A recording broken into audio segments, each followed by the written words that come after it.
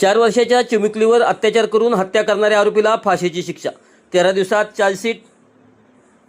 जत तालुक्यातील करजगी येथे अवघ्या 4 वर्षे 3 महिने वयाच्या चिमुकलीवर अत्याचार करून तिची निर्गुण हत्या करणाऱ्या नराधमाला सांगली येथील जिल्हा व सत्र न्यायालयाने फाशीची शिक्षा सुनावली आहे. जिल्हा व सत्र न्यायाधीश सो क्रमांक 4 श्रीमती J.A. मोहंती यांनी एक महत्त्वपूर्ण निकाल दिला. पांडुरंग सोमांना कळोरी, वय वर्ष 45, राहणार करजगी, तालुका जत असे शिक्षेस पात्र ठरलेल्या आरोपीचे नाव आहे. सविस्तर माहिती अशी की 6 फेब्रुवारी 2025 रोजी सकाळी 10 वाजेच्या सुमारास पीडित बालिका घराबाहेर दुसऱ्या मुलीसोबत खेळत होती.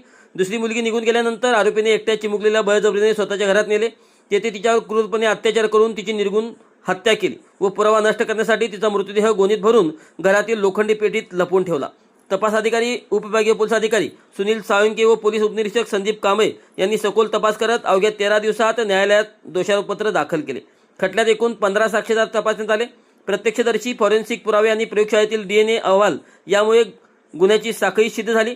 जिल्हा सरकारी वकील श्री प्रमोद अंकुश भोकरे आणि ॲडव्होकेट तोहीद रियाज जमादार यांनी मजबूत युक्तिवाद मांडला. आरोपीचे कृत्य अत्यंत विकृत आणि समाज व्यवस्थेला हादरे देणारे असल्याने नमूद करत न्यायालयाने हे प्रकरण दुर्मिळ मानले. न्यायालयाने आरोपीस भारतीय न्यायसंहिता आणि पोक्सो कायद्याअंतर्गत दोषी ठरवून फाशीची शिक्षा सुनावली. या निकालामुळे समाजात विकृत मनोवृत्तीवर कायद्याचा वचक निर्माण होईल असा विश्वास व्यक्त होत आहे.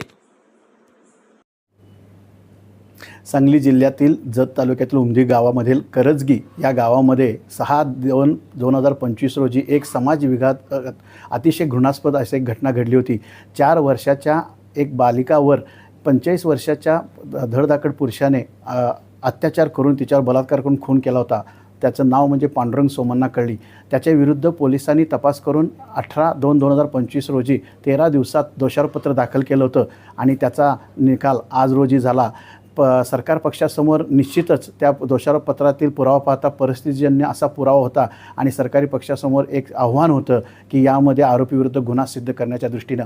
त्या दृष्टीनं 15 साक्षीदार या कामी तपासले. त्यामधील एक साक्षीदार म्हणजे तिच्या मैताची चुलत बहीण, त्याचप्रमाणे एक तेथील असलेला स्वतंत्र साक्षीदार जो शेतामध्ये ट्रॅक्टरने शेत नांगरत होता. त्यांनी या आरोपी आणि ही मयत यांना शेवटचं पाहिलं होतं आणि अवघ्या 2 तासात तिचा घृणास्पद खून झाल्याचा उघडकीस आला प्रकार. आणि त्या आरोपीच्याच घरामध्ये त्या आरोपीनं तिच्यावर खून करून तिला टिन बॉक्समध्ये म्हणजे जे ट्रंक असते त्या ट्रंकमध्ये कोंबून ठेवलं होतं. आणि हा प्रकार उघडकीस आल्यानंतर समाजामध्ये खूपच वाईट असा हा प्रकार असल्याकारणानं हळहळ व्यक्त होत होती. त्याचा आज निकाल लागला आणि त्या आरोपीविरुद्ध जो पुरावा आला, सरकार पक्षाने त्यासाठी जे कष्ट घेतले, ज्या साक्षीदारांच्याकडून जी परिस्थिती आणली, त्या परिस्थितीला ग्राह्य धरून ही रेअरेस्ट रेअर केस आहे. समाजाला काळीमा फासणारी आहे. समाजामध्ये एक विचित्र असा संदेश देणारी घटना होती आणि त्याला एकमेव शिक्षा होती ती म्हणजे फाशी. आणि ती समाजाची जी मागणी होती फाशी व्हावी ती माननीय पोक्सोचे जे न्यायाधीश आहेत श्रीमती मोहंती मॅडम